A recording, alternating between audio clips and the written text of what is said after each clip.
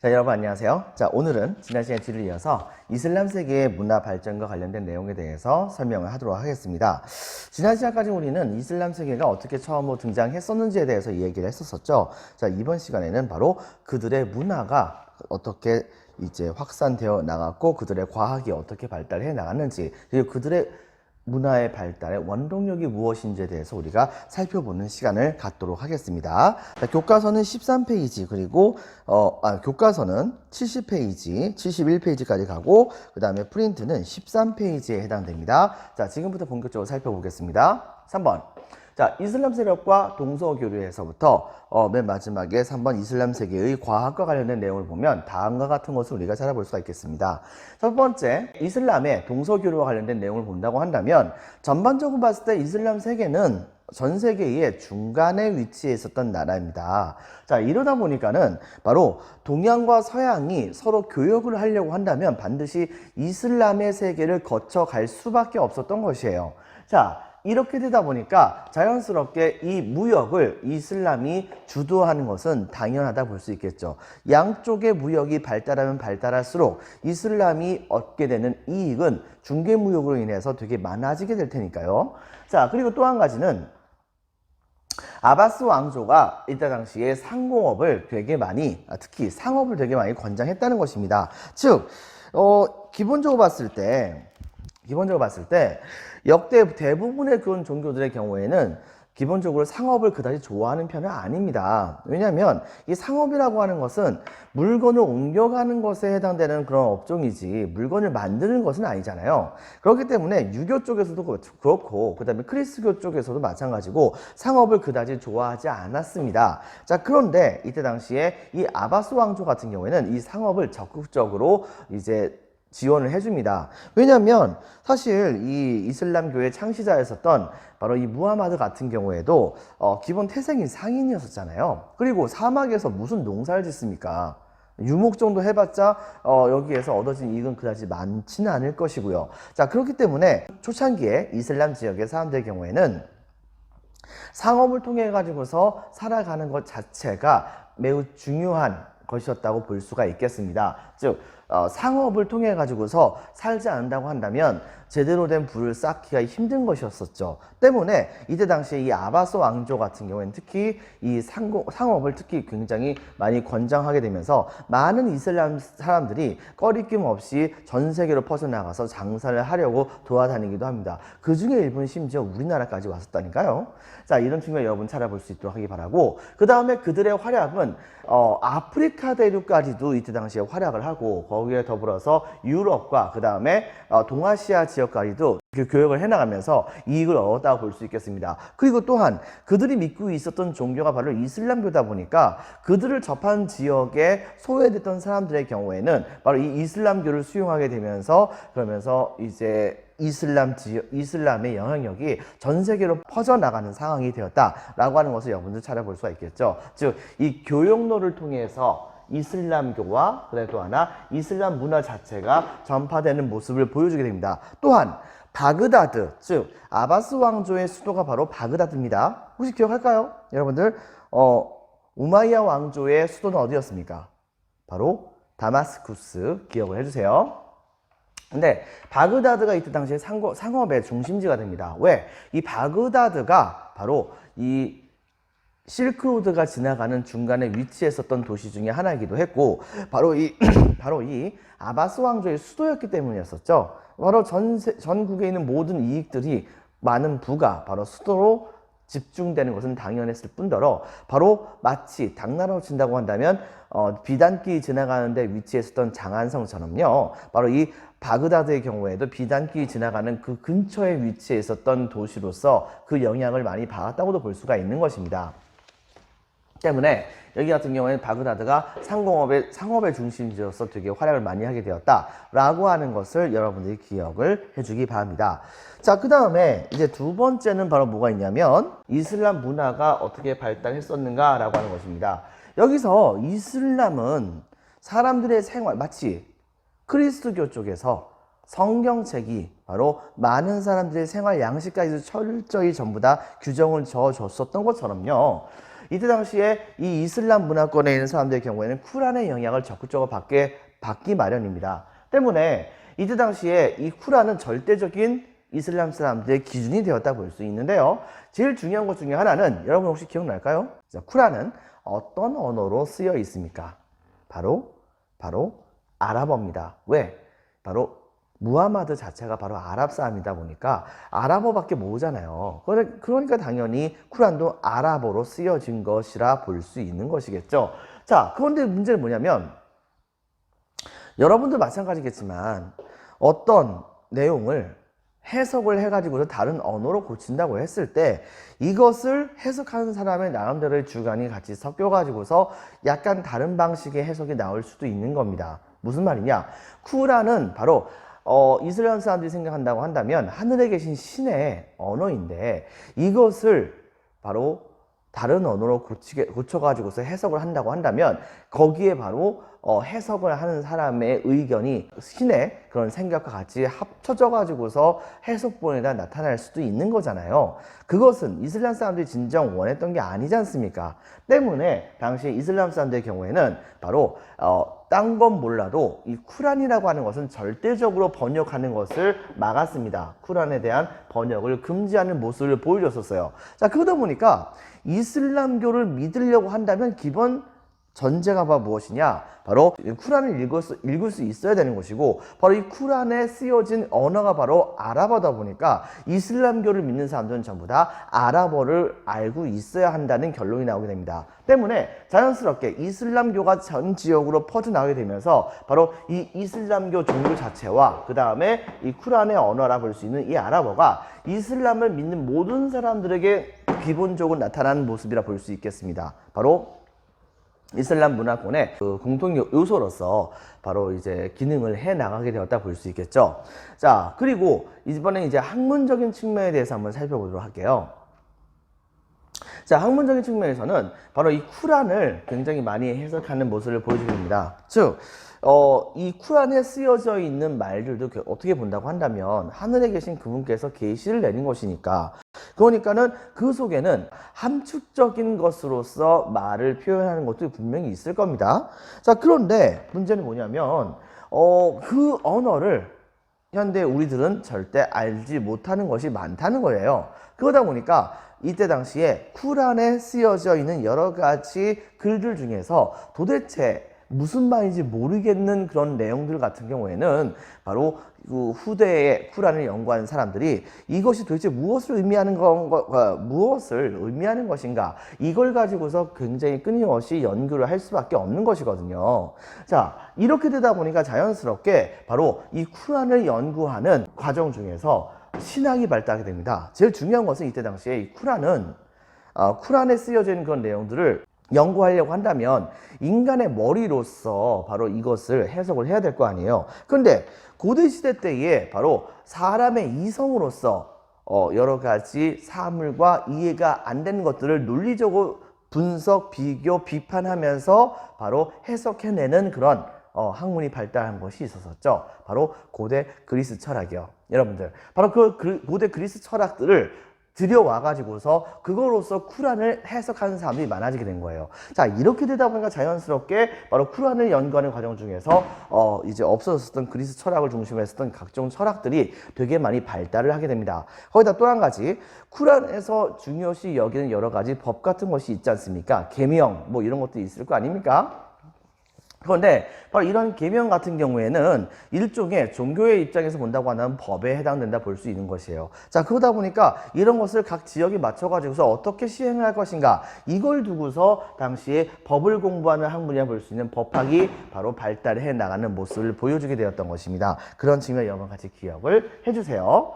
자, 그 다음에 또 한 가지는 건축이라고 하는 측면이 있습니다. 이 건축은 이슬람 사람들이 주로 사용하는 건축 양식을 우리가 찾아볼 수 있는 것이에요. 첫 번째 봤을 때 이 모스크 건축이라고 하는 것이 있어요. 모스크가 무엇이냐? 바로 이슬람 사원을 모스크라고 합니다. 선생님들 다 한번 들어가 보긴 했었거든요. 안에가 굉장히 좀 경건해 보이는 모습이 보여주긴 했었었는데, 근데 이제 함부로 그 안에 들어가거나 하는 거는 안 돼요. 바로 거기에 있는 사람들, 즉 이슬람 신도들에게 허락을 받아야지만이 간신히 들어갈 수도 있다고 하는데요.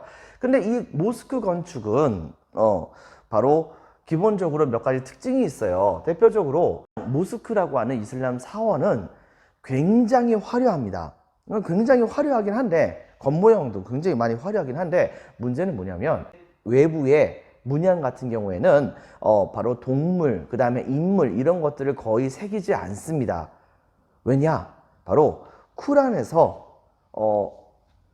매우 중요시 여기는 계명 중에 하나가 바로 우상을 섬기지 말라고 하는 것이거든요.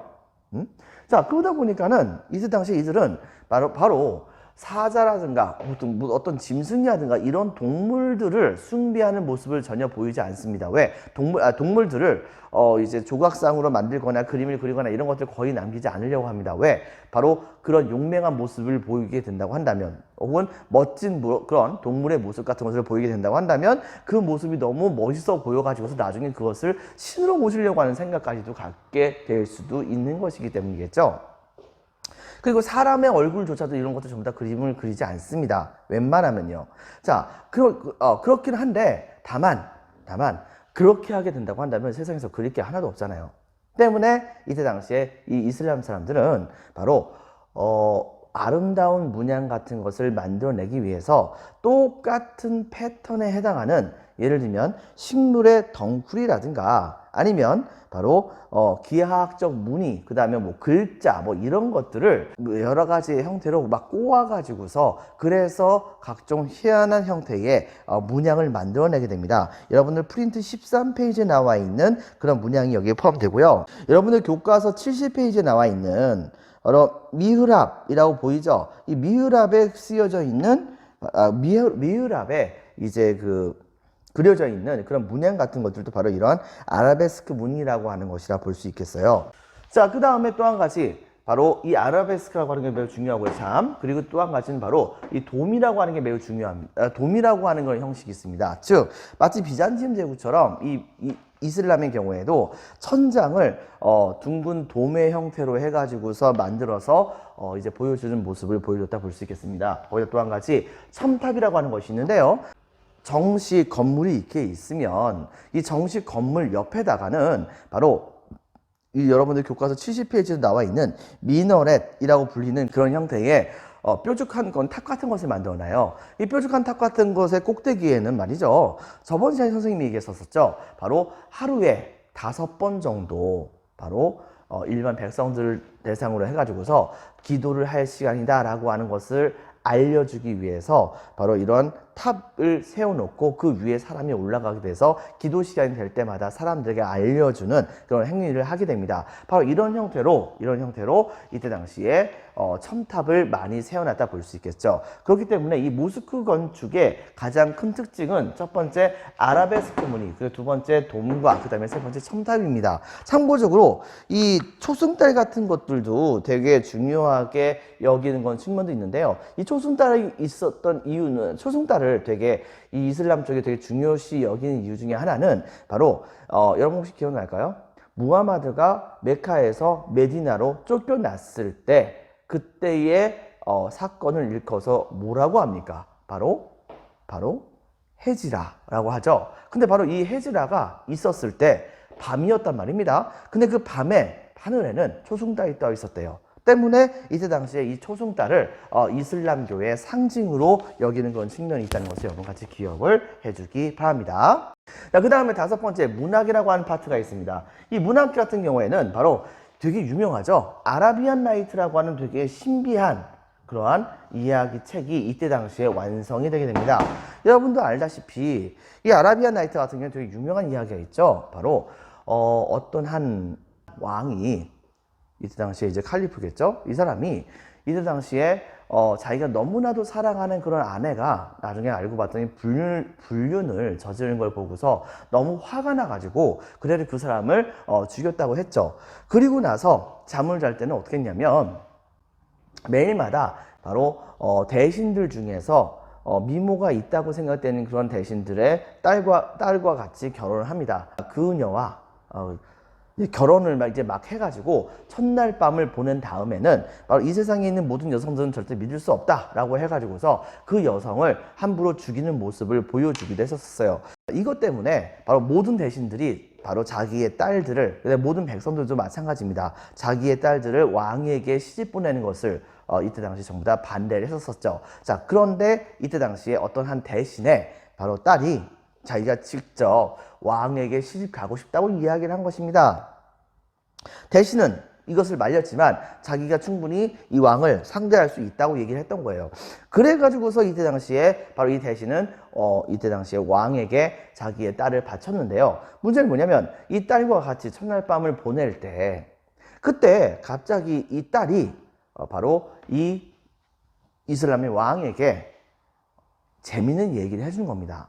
문제는 뭐냐면 재밌는 얘기를 한참 했는데 한참 재미있는 얘기를 막 하다가 거의 클라이막스가 딱 되었을 때 그때 어떻게 됐냐, 갑자기 자, 오늘은 너무 늦었습니다, 이제 잠을 잘까요? 이렇게 얘기했던 거예요. 자, 이렇게 얘기했는데 문제는 뭐냐면 이 얘기는 단 한 번도 이 왕이 들어본 적이 없는 얘기예요. 자, 그러다 보니까 진짜 다음 얘기가 정말 궁금하거든요.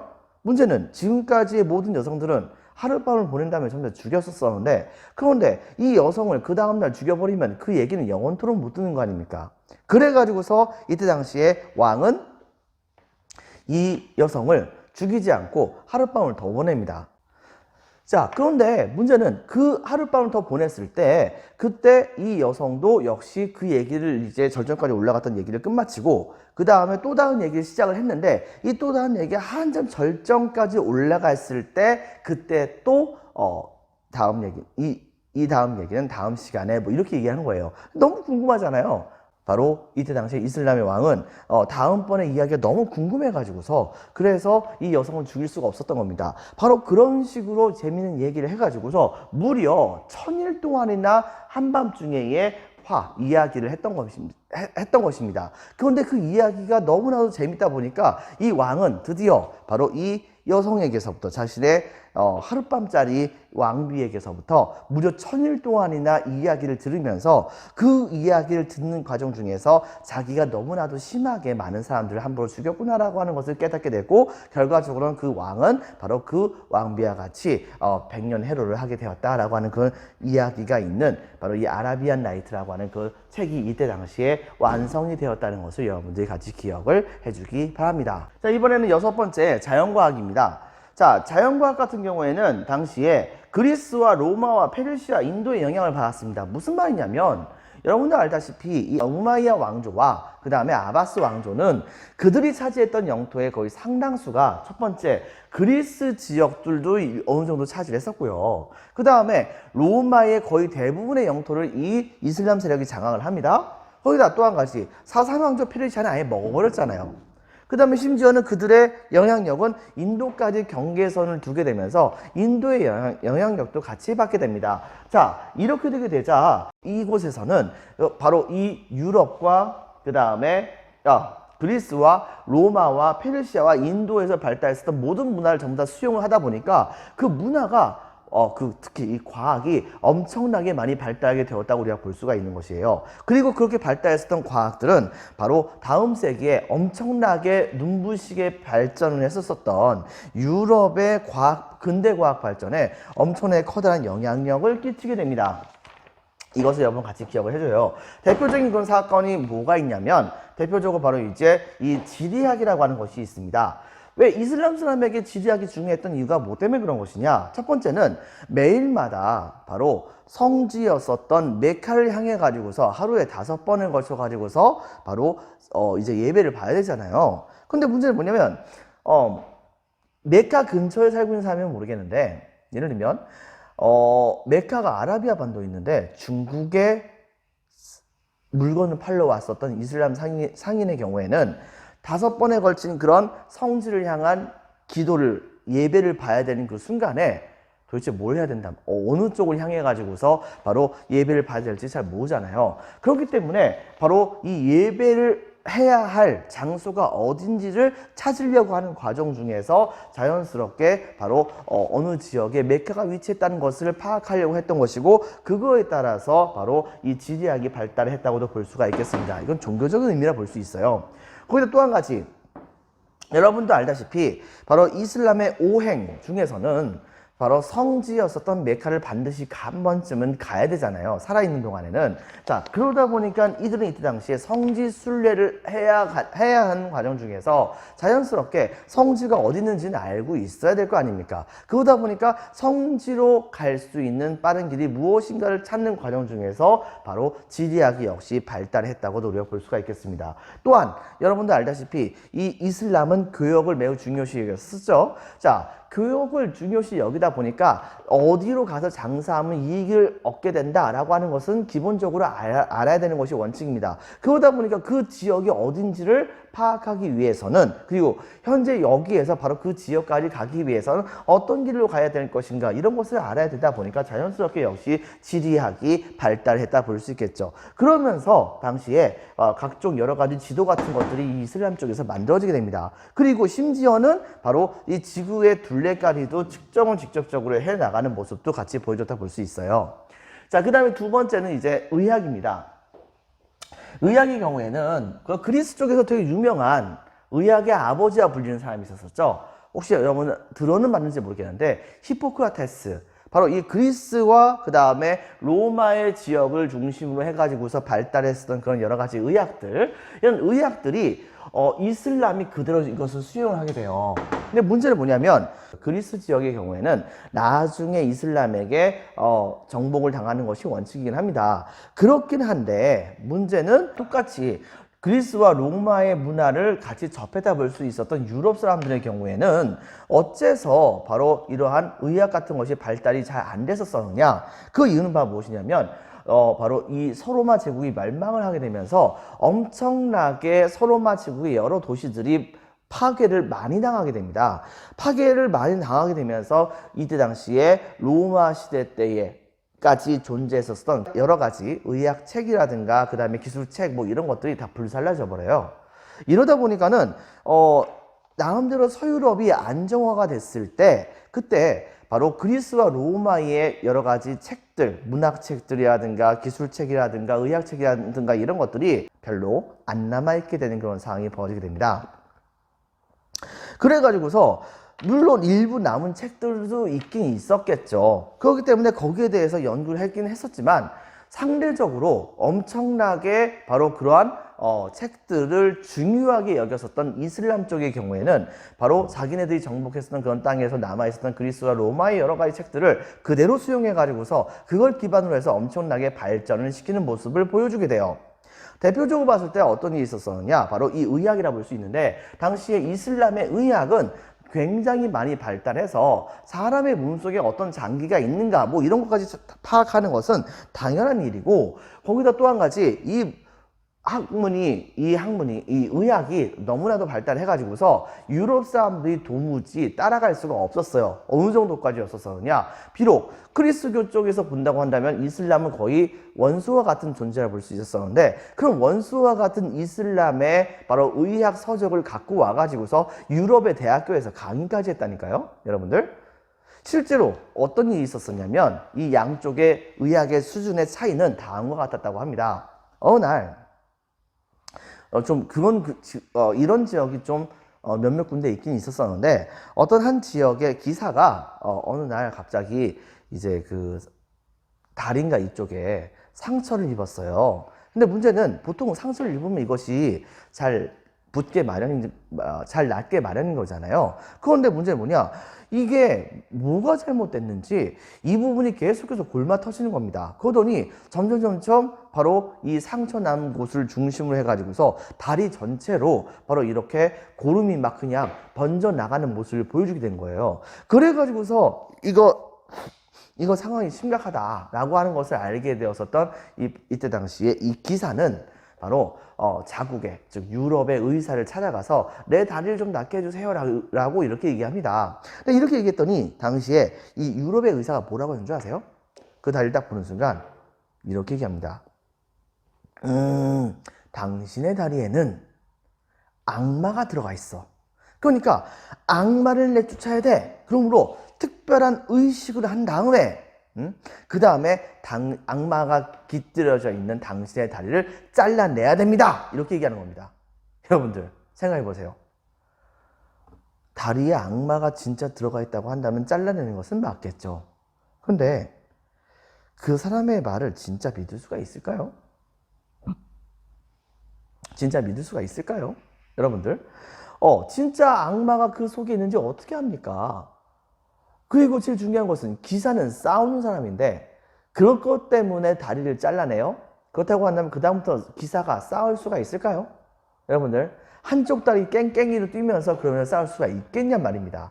그래가지고서 이때 당시 이 기사는 어쩔 수 없이 어떡하지? 라고 고민하다가 뭔가 마음에 들지는 않았었지만 왜냐면 이제 기사가 이제 그리스도교를 믿고 있었던 기사였었거든요. 하지만 이때 당시 이 사람은 바로 이슬람교를 믿고 있는 바로 이 의사를 찾아갑니다. 이슬람교를 믿고 있었던 의사의 경우에는 당연히 이슬람의 의학 서적을 열심히 공부했던 사람이겠죠. 가가지고서 자기 다리를 약간 좀 불편한 마음이 있긴 하지만 그래도 일단 다리는 놔야 되니까 다리를 딱 보여줘요. 다리를 딱 보여준 다음에 이 다리를 좀 낫게 해줄 수 있겠소? 라고 했더니 충분히 나을 수 있습니다. 라고 딱 얘기하는 거예요. 그래가지고서 아니 서양의 의사의 경우 그 크리스토교 쪽에서 서양 쪽에서의 의사의 경우에는 내 다리를 잘라내야 된다는데 이거 잘라내지 않아도 된 거가 맞습니까?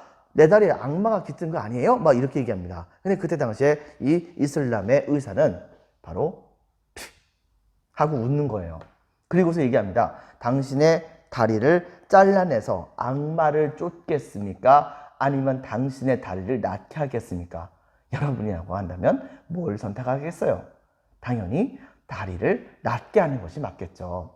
그래가지고서 왜냐하면 이 다리에 진짜 악마가 있으라는 법이 없는 거니까 그래가지고서 그 다리에 치료를 맡겼는데 이때 당시에 바로 이 의사는 서양인 의사는 그 이슬람의 의사는 다리에 부풀어 오른 그 부분을 쭉 칼로 쪼갰어요. 쪼갰더니 거기에서 고름이 되게 많이 나왔거든요. 근데 이런 고름들을 전부 다 손 같은 걸 다 닦아낸 다음에 그 다음에 이때 당시에 알코올이 바로 이슬람에서 생산이 됐던 것입니다. 바로 이런 알코올을 갖고 와가지고서 이것을 철저하게 잘 소독을 하고 그렇게 한 다음에 특정한 약을 잘 발라준 다음에 이것을 실로 봉합을 한 거예요. 봉합을 해가지고서 그래서 이것이 살들이 서로 이어질 수 있도록 조치를 취해지게 된 겁니다. 결과적으로 여러분들 그 기사의 다리는 낫을까요? 안 낫을까요? 실제로 다 낫습니다. 결과적으로 이때 당시에 이 이슬람의 의학은 서유럽의 의학보다도 이제 엄청나게 많이 발달했다는 것을 이런 사례를 통해서 우리가 알 수 있는 것이겠죠. 이런 측면 여러분 같이 기억을 해주기 바랍니다. 자, 그 다음에 또 한 가지는 수학입니다.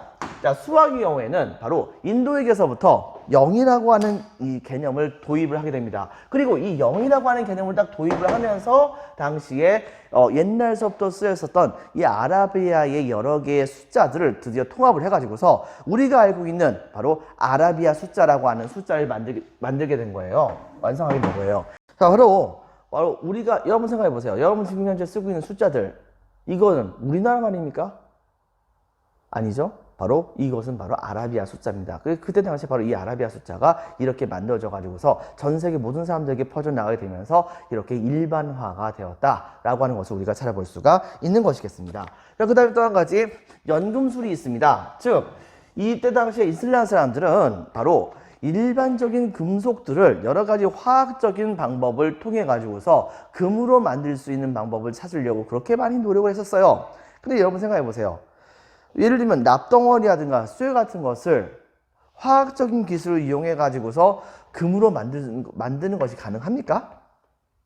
불가능하죠. 그렇죠? 때문에 이때 당시에 발달됐었던 이 연금술이라고 하는 것은 당연히 실패합니다.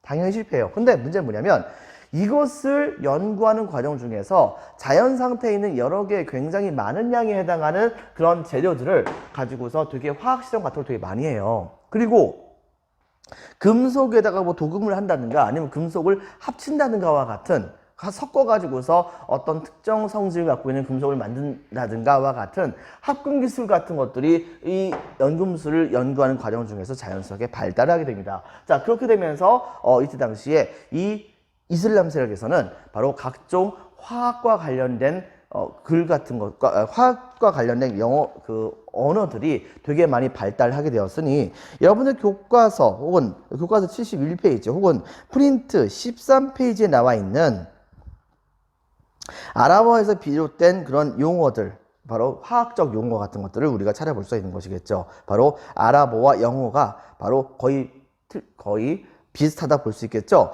이것은 무슨 얘기냐? 바로 이때 당시에 이 영어보다도 아랍어가 더 오래된 것입니다. 당연히 영어 쪽이 아랍어를 따라간 것이라 볼 수 있겠죠. 때문에 바로 이 아랍어가 현대 과학의 발달에 지대한 영향을 끼치게 되었다라고 하는 것을 우리가 찾아볼 수가 있겠습니다.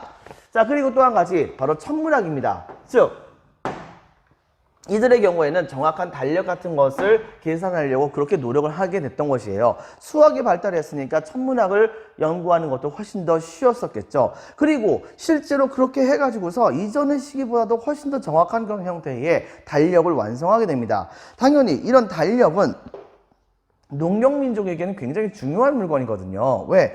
가장 적당한 시기 때에 씨를 뿌려야 되고 가장 적당한 시기 때에 수확을 해야지만 이 수확량을 극대화할 수가 있었기 때문에 이 중국이라든가 동아시아 지역에 있는 여러 개의 나라들은 이 달력을 매우 중요시 여겼었는데 그 중에서도 중국 쪽에서는 원나라 시대 때에 수시력이라고 하는 달력이 바로 이슬람 쪽에서의 영향을 받아가지고서 그래서 달력을 완성하게 되었고요. 바로 이런 수시력이라고 하는 달력을 한국으로 갖고 오게 되면서 세종대왕 때는 이걸 본받아 가지고서 바로 칠정산이라고 하는 우리나라의 위치에 걸맞는 그런 형태의 달력을 완성을 하게 됩니다. 이것이 바로 이슬람에게서부터 영향이 이어졌다는 것을 우리가 찾아볼 수 있는 것이겠죠. 하지만 반대로 이번엔 중국 쪽에서 전파가 될 수 있는 여러 가지 기술 같은 것이 유럽으로 전파가 되는 하나의 가교 역할을 이 이슬람 세력이 하게 됩니다. 첫 번째, 바로 제지법, 즉 탈라스 전투에서 당나라의 제지 기술자들이 이 이슬람으로 넘어갔다고 했었죠. 바로 그들이 이때 당시에 종이를 만드는 기술을 가르쳐줬고 그것은 바로 이 아랍 지역에서의 학문의 발달에 커다란 영향을 끼치게 됩니다. 거기다 플러스 바로 화약 제조 기술, 즉 중국 쪽에서는 바로 이제 축제를 하거나 할 때에 사람들 빵빵빵 터뜨리면서 놀라게 만드는 축제용의 화약을 더 발달시켜 나가게 됩니다. 아랍 쪽에서. 그리고 그것을 수용했었던 이때 당시에 그 유럽 쪽에서는 바로 각종 대포라든가 총이라든가와 같은 것을 만들어냈다 볼 수 있겠죠. 그 결과 바로 화약 제조 기술들이 되게 많이 발달하게 되었다는 것을 기억해주고 이것이 나중에 유럽으로 전파가 되었다라고 하는 것을 여러분들이 기억을 해주기 바랍니다. 자, 드디어 보겠습니다. 프린트 13페이지. 자, 별표 1개. 자, 이슬람 세력의 동서교류에선 동그라미 1번 동서교역로에 위치하여 빈칸에 적겠습니다. 동서, 무역, 주도. 동그라미 2번 아바스 왕조의 상업활동 권장. 동그라미 3번 육로와 해로를 통해 아프리카 및 유럽에서부터 동아시아까지 교역을 하게 됩니다. 그 다음에 동그라미 4번 교역로를 따라 이슬람교 및 이슬람 문화가 확산됩니다. 동그라미 5번 수도는 바그다드. 그렇죠? 아바스 왕조의 수도가 바그다드가 교역의 중심지로서 성장하게 됩니다. 이거 자체가 전부 다가 별표 하나입니다. 좀 중요합니다. 별표 2개. 이슬람의 문화의 경우에는 쿠란 적어주세요. 쿠란의 번역 금지 밑줄. 이걸로 인해서 이슬람교를 믿는 사람들은 밑줄 칩니다. 아랍어 습득. 습득. 자, 그리고 박스 치겠습니다. 이슬람교 박스, 그 다음에 아랍어 박스. 빈칸에 들어갈 말은 아랍어입니다. 그 다음에 밑줄, 이슬람 문화권의 공통요소가 됩니다. 그 다음에 학문의 발달에서는 바로 그리스도교가 그렇게 했었던 것처럼 동그라미 1번 쿠란의 가르침이 일반적인 그런 생활화가 되는 모습을 보여주게 됩니다. 그리고 동그라미 2번 쿠란의 해석 과정에서 신학과 철학과 법학 같은 것이 발달하게 됐죠. 이것은 별표를 치지는 않습니다. 하지만 동그라미 4번에는 조금 중요합니다. 별표 2개. 바로 건축에서는 이슬람만의 독특한 그런 형태의 건축 양식인 모스크 양식이라고 하는 게 발달하게 되죠. 바로 모스크는 이슬람교의 예배당이라고 볼 수 있겠습니다. 동그라미 1번 예배당인 모스크 건축. 동그라미 2번 이슬람교의 우상 숭배 금지로 자 빈칸에 적겠습니다. 아라베스크 무늬 사용. 오른쪽에도 바로 보이는 그런 형태의 아라베스크 무늬가 있다는 것을 기억을 해주고요. 자, 동그라미 3번에서는 둥근 지붕이 특징입니다. 이것은 한 글자로 돔이라고 하죠. 근데 동그라미 4번 뾰족한 탑, 첨탑이라고도 합니다. 이것이 유행했었고 그 다음에 문학에서는 딴 건 기억할 거 없습니다. 별표 하나, 빈칸에 들어갈 말은 천일야화, 바로 아라비안 나이트라고도 합니다. 아라비안 나이트 적어주시고요. 동그라미 6번. 자, 자연과학에서는 이제 동그라미 1번. 그리스, 로마, 페르시아, 인도의 학문을 수용하여 발전하게 되는데 동그라미 2번. 이것이 나중에 빈칸에 적겠습니다. 유럽 근대 과학 발전의 영향. 빈칸에 적겠습니다. 빈칸에 적겠습니다. 유럽 근대 과학. 유럽 근대 과학 발전의 영향. 이것을 줬다는 것을 기억을 해주기 바랍니다. 자, 그 다음에 별표 반개. 자, 지리학의 경우에는 동그라미 1번 바로 성지인 메카를 향한 예배. 동그라미 2번 성지 순례를 반드시 해야 됩니다. 동그라미 3번 교역. 이것을 위해서 바로 지리학을 연구하게 됐고 그 과정 중에서 동그라미 1번 지도를 제작하고 동그라미 2번 지구의 둘레를 측정했었죠. 네, 별표 하나. 의학에서는 동그라미 1번 그리스 로마의 영향을 많이 받았고 동그라미 2번 빈칸에 적겠습니다. 유럽 대학의 교재로 이슬람의 의학 교재가 많이 사용이 되게 됩니다. 별표 하나. 수학에서는 동그라미 1번 인도의 영향으로 숫자 0이 도입되고 동그라미 2번 아라비아 숫자가 완성되죠. 그리고 자 다음 줄에 연금술 별표 하나. 여기에서는 밑줄 치겠습니다. 각종 화학 실험과 학금 기술 발전, 화학 용어 같은 것이 영향을 주게 되었다. 오른쪽에 나와 있는 사례 같은 것을 기억을 잘 해주기 바랍니다. 천문학에서는 밑줄 치겠습니다. 정확한 달력을 만들어서 중국과 한국에 영향을 주게 되었다는 걸 기억해 주고요. 그 다음에 다음 줄에 별표 2개 칩니다. 동그라미 1번 중국의 제지법, 바로 종이를 만드는 법. 그 다음에 두 번째는 화약. 동그라미 2번 화약 제조 기술이 도입이 되게 됩니다. 자, 여러분들 수고 많으셨습니다. 뒷장에 나와 있는 14페이지에 나와 있는 것들은 여러분이 한번 자세하게 살펴보고 이것이 무엇인가를 확인을 해주세요. 자, 여기까지 하겠습니다. 감사합니다.